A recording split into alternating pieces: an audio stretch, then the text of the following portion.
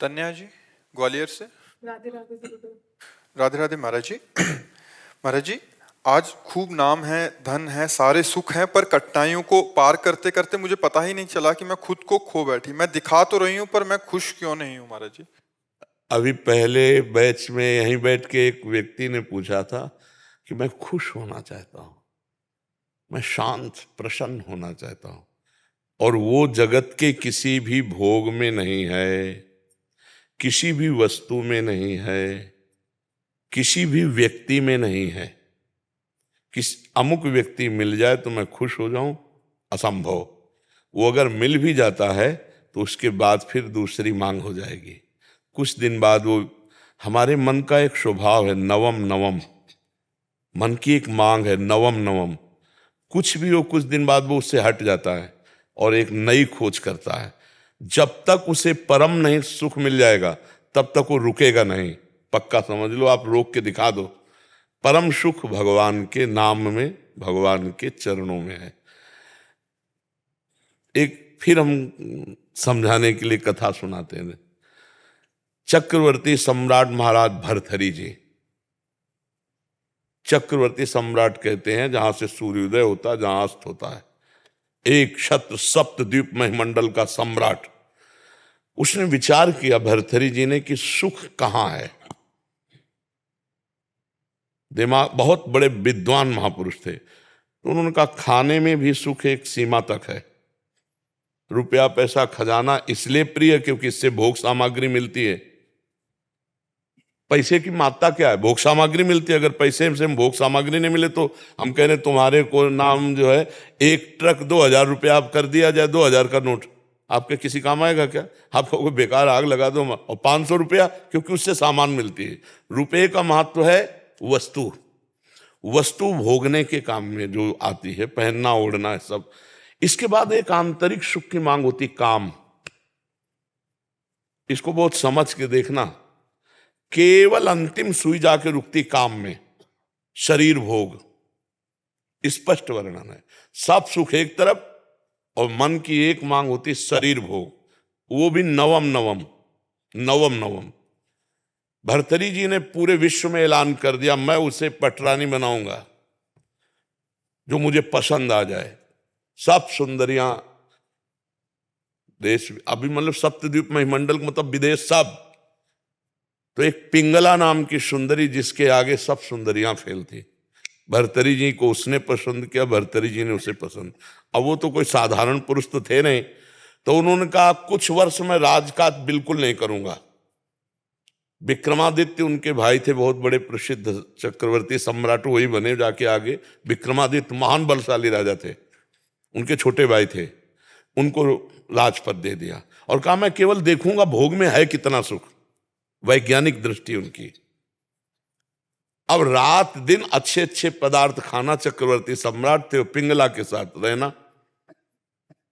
पिंगला ने एक दिन खिड़की से झांक के देखा तो बलशाली अश्वों की सेवा कराने वाला अश्वपाल वो समझा रहा था अपने सेवकों को ऐसे। रानी ने देखा और आकर्षित हो गई और हुक्म किया दासी को, अश्वपाल से बोलो अमुक जगह मिले। तो दिन में महाराज शयन करते थे, तो दिन में जब सोते होते तब वो अश्वपाल से मिलने लगी और अश्वपाल से उसका शारीरिक संबंध हो गया। विक्रमादित्य ने को जब सूचना मिली तो उन्होंने कहा कि मैं महाराज से मिलना चाहता हूं, सेवक से कहो। बहुत प्रवीण थी पिंगला, उसको भनक लग गई दासी के द्वारा कि विक्रमादित्य आपकी चाल को जान गया है। भर्तहरि जी से उन्होंने कहा कि आप अपने भाई को क्या बहुत अच्छा समझते हो? मेरे ऊपर वो गंदी नजर रखता है। प्रिया चरित्रम पुरुषस्य भाग्यम दैवो न जानामि कुता मनुष्या। जो कपट छल करने वाले स्वभाव वाले होते हैं उनका अलग से।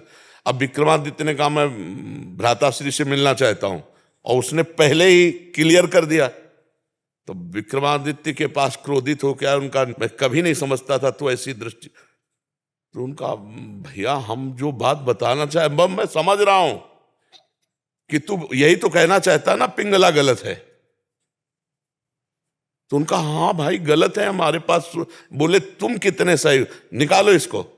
मंत्री से आदेश किया इसको देश निकाला दे दो।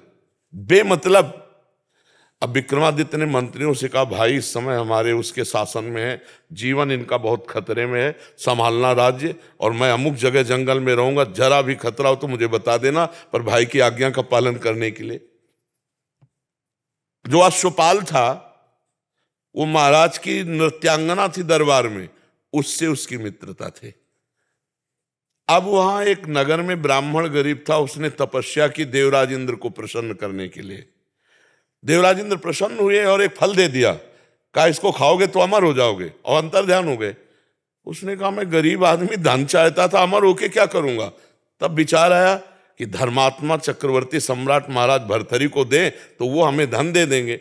ऐसा ही किया, महाराज की जय जयकार हो। आज तक दरबार में नहीं आए थे, लेकिन ब्रह्म ऋषियों को जाने का आदेश था, वो गए, महाराज की जय जयकार हो, महाराज मैंने तपस्या के द्वारा अमर फल प्राप्त किया है, मुझे धन दिया जाए। तो उन्होंने खजाने में कह दिया जितना मांगे धन दे दो। वो अमर फल लिया और विचार किया मैं अमर होके क्या करूंगा, अगर पिंगला अमर रहेगी तो पिंगला को दिया खा लो। पिंगला ने तुरंत विचार किया मैं अमर होके क्या करूंगी, अगर अश्वपाल जीवित रहेगा तो अश्वपाल को दे दिया। अश्वपाल ने सोचा मैं अमर होके क्या करूंगा, जो हमारी नृत्यांगना महाराज की है वो अमर हो जाए तो जब तक जीवित रहूंगा। नृत्यांगना ने सोचा मैं अमर होके क्या करूंगी महाराज को। समझ रहे ना, देखो जब पोल खुली होती है तो मैं अब वो जो नृत्यांगना थी उसने मंत्री से प्रार्थना की कि महाराज से मैं मिलना चाहती हूँ, आदेश हुआ आ जाओ। तो उसने कहा महाराज ये अमर फल है, आप इसे पा लीजिए, आप जैसा धर्मात्मा राजा अमर होना। उनका ये सच्ची बता तुझे अमर फल कहां से मिला, क्योंकि तपस्या से ब्राह्मण ने प्राप्त किया, तू वैश्या तुझे कहां से प्राप्त। बोले महाराज ये प्राण क्षमा किए जाएं, हमारी दोस्ती है अश्वपाल से। अश्वपाल जो महल के नीचे ही, तो उनका जाओ किसी से कहना मत। अश्वपाल को बुलाया, बोला जानते हो हम तुम्हें क्या कर सकते हैं। तो कांप रहा था पहले से, बीच सभा में आरे से चिरवाएंगे अभी तुझे, और अगर तू सत्य बोल देगा तो तुझे क्षमा कर देंगे, बिल्कुल कोई दंड। बोले महाराज पिंगला जी ने दिया। क्यों, पिंगला से तुम्हारा क्या संपर्क। बोले विक्रमादित्य ठीक कह रहे थे, हमारा पिंगला से शारीरिक संबंध है। महाराज भर्तरी के होश उड़ गए, मुझ चक्रवर्ती सम्राट से वो खुश नहीं। पिंगला को बुलाया सभा में, आज सभा में उतर के गए, पूरी सभा लगी हुई थी। उनका देखो ब्राह्मण ने अमर फल दिया था, पिंगला ने खाया, मैं तलवार से इसे काटूंगा, ये मरेगी नहीं, जीवित हूं। अरे महाराज, तो उनका सत्य बोल दे तो तुझे छोड़ दूंगा, नहीं तो अभी सूली पे चढ़वा दूंगा। तो उनका महाराज ऐसी गलती हमसे हो गई कि हमने वो फल नहीं खाया, अश्वपाल को दे दी। तो मुकुट उतारा और कहा धिक्कार है संसार के सुख को कि मुझ सर्वांग सुंदर पुष्ट चक्रवर्ती सम्राट से ये तृप्त नहीं है, और महारानी से वो अश्वपाल तृप्त नहीं है, अश्वपाल वैश्या से प्यार। ये क्षुद्र काम किसे, और महान बैरागी हुए जिनके सूत्रों को बैरागी जन पढ़ते हैं, भर्तरी शतक है उनका। तो संसार में अगर कोई तृप्त होता है तो वो भगवान की भक्ति से होता है, नहीं तो भोगों से तो हो ही नहीं सकता है। आज तुम्हें प्यार कोई कर रहा है और तुमसे सुंदर मिल जाएगा, कल वो उससे प्यार करने लगेगा, परसों तीसरे से करने। आज तक किसी की तृप्ति हुई हो तो हमें बताओ, भोगों में कहीं तृप्ति नहीं हो सकती, कहीं सुख। बढ़िया, बहुत सुंदर बुद्धि आपकी है जो आपको अनुभव करा रही कि सब कुछ होते हुए भी एक ऐसा स्थान खाली है जहां लगता है वो नहीं है जो मैं चाह रही हूं। वो श्री कृष्ण है, वो प्रभु हैं। यदि उनसे चित्त जोड़ लोगे तो निहाल हो जाओगी। जैसे मीरा जी कहते हैं मेरे तो गिरधर गोपाल दूसरों में कोई, निहाल हो जाओगी। अभी थोड़ा बुद्धि पवित्र है जो आपको यह अनुभव करा रही कि वास्तविक मुझे जो चाहिए वो नहीं है, वो है परमात्मा, वो है प्रभु। हम कह रहे हैं यहां तक सोने से लाद दिए जाओ, केवल मान्यता ही तो है ना, मान्यता का सुख है ये। नहीं बताओ मीठा लगता है कि खट्टा लगता है, क्या सोने में है, केवल वो महंगा है और उसकी मान्यता है। इसलिए हमको लगता नहीं, 4 लाख योजन का सोने का पहाड़ है एक, जिसका नाम सुमेरु है। भगवान की माया में रत्न गर्भा पृथ्वी को कहा गया है। जैसे गेरू निकलती है ना, जैसे खड़िया निकलती, चूना निकलता है, ऐसे यहाँ सोने चांदी की धातुओं की यहाँ खजाना है पृथ्वी में। अब वो तो भगवान जब अवतरित हुए थे तो अपने आप सब भूमि से प्रकाशित हो गया। हम लोग इन सुखों से कभी तृप्त नहीं हो सकते, क्योंकि हम सच्चिदानंद के अंश है, हमारी मांग सच्चिदानंद है। नहीं, आप मान लो इतने बड़े बड़े धनी, लेकिन वो भी अशांत हैं।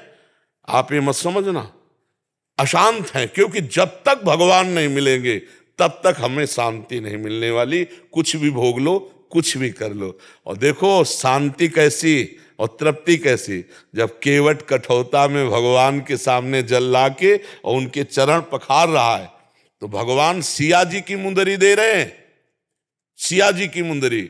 लेकिन वो क्या कह रहा है, अब कछु नाथ न चाहिए मोरे, दीन दयाल अनुग्रह तोर। क्यों? अति आनंद उमगी अनुरागा, चरण सरोज पखारन ला। भगवान के चरण से जो आनंद मिला, केवट कहने लगा अब कछुनाथ न चाहे मोरे। भगवान के बिना मिले ये शब्द नहीं निकल सकता कि अब मैं सुखी हो गया, आज के बाद मुझे कुछ नहीं चाहिए, मैं जो चाहा वो मुझे मिल गया। जो चाहा मिला, चार चाहें और खड़ी हो गई, चार समस्याएं और खड़ी हो गई। इसलिए सखी, भगवान ही एक हैं जिनके मिलने से तृप्ति हो सकती है, दूसरा कोई नहीं है। यहाँ 4 दिन का शरीर है, आज जवान है कल बूढ़ा हो जाएगा। भरोसा एकमात्र श्री भगवान में, चित्त भगवान में, अभी परमानंद है, अभी इसी क्षण आनंद है। वो भाई भी कह रहे थे कि सब कुछ बस मैं खुशी चाहता हूं, तो खुशी किससे मिल जाएगी? घर मिल जाए, गाड़ी मिल जाए, ये सब किसी के पास है, वो खुश नहीं है। जो तुम सोच रहे हो वो किसी के पास है इस सृष्टि में। ए भाई, महाराज ययाति का नाम सुना है? शुक्राचार्य की पुत्री देवयानी, जो देवता भी मोहित हो जाए इतनी सुंदरी थी। वृषपर्वा की पुत्री शर्मिष्ठा, जो दैत्यराज वृषपर्वा, 2 पत्नियां। और जब भोग से तृप्ति नहीं हुई तो अपने पुत्र की 1000 वर्ष की जवानी लेके भोगा। फिर इसके बाद घृणा आई कि धिक्कार है, मुझे अपने पुत्र की जवानी भोग डाली, फिर भी कोई सुख नहीं, वही भोग वासना। तब उन्होंने लिखा, एक पुरुष को जो भगवान से विमुख है, सृष्टि के सारे सुख मिल जाएं तो भी वो तृप्त नहीं हो सकता। इसका मतलब है कि हम जैसे भी हैं, अगर भगवान से जुड़कर संतोष कर लें तो आज सुखी है, आज आनंद है। और अगर भगवान से न जुड़े तो आनंद की अनुभूति